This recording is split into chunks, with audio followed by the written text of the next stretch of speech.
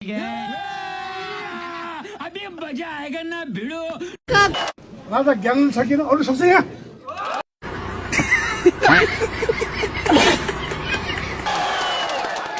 निष्पक्ष न्याय दिएको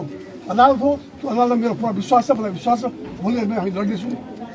सम्पत्ति सुरु आयो सम्पत्ति सुरु आयो एकपल्ट आयो और अभी तो रुको क्लाइमैक्स अभी बाकी है दोस्रो पल्ट आयो केही थिएन बोल्यो पुरा निकाल्थ्यो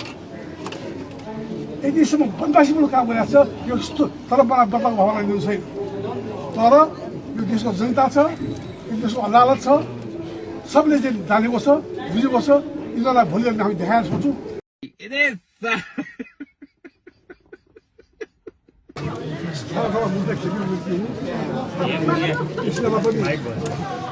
त्यो चुलार भन्दैन न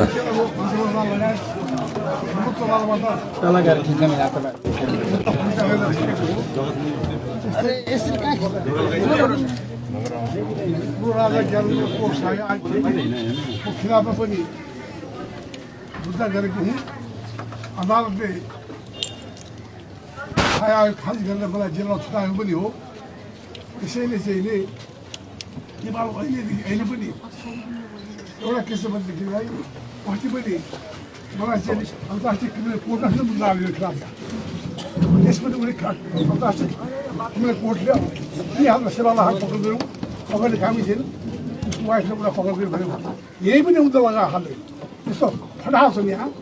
त्यही पनि यहाँतिरको अदालतले संस्थाले पनि दुबारा आलुलाई डुबाउनु हालिदियो त्यही पनि बदमासी हो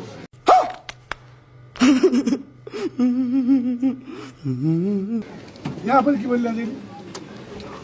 सम्पत्ति सुरु आयो सम्पत्ति सुरु आयो एकपल्ट आयो केही छैन बोल्यो दोस्रो पल्ट आयो केही छैन बोल्यो पुरा निकाल्थ्यो यतिसम्म बदमासीपूर्ण काम गरेको छ यो यस्तो तर मलाई बदलाव भवन दिनु छैन तर यो देशको जनता छ यो देशको अदालत छ सबले चाहिँ जानेको छ बुझेको छ यिनीहरूलाई भोलि हामी देखाएर सोच्छौँ यस्तो किसिमको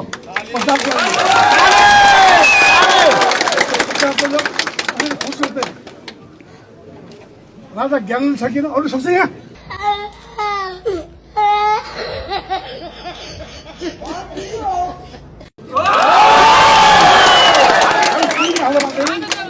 राजा ज्ञानसँग कुरा गर्ने भने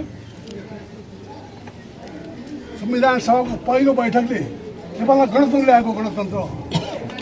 दैनिक कथा गणतन्त्र ल्याएको हो जनताले चुनेको संविधान सभा ल्याएको गणतन्त्र मैले ल्याएको हो त्यो मैले चाहेको आउनु जाला पनि थिएन मैले आज चाहे जाला पनि थिएँ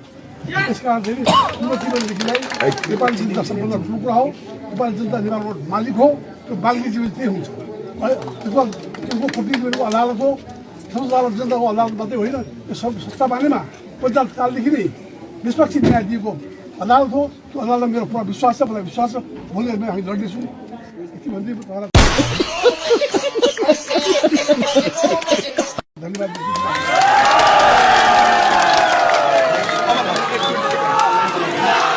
जस्तो आयो त्यस्तै हजुरहरूलाई प्रस्तुत गरिहाले। अब केटाकेटीहरूले आफ्नो रहर पूरा गर्नको लागि खोलेको च्यानल हो, सब्स्क्राइब चाहिँ गरिदिनु होला, धर्म हुन्छ।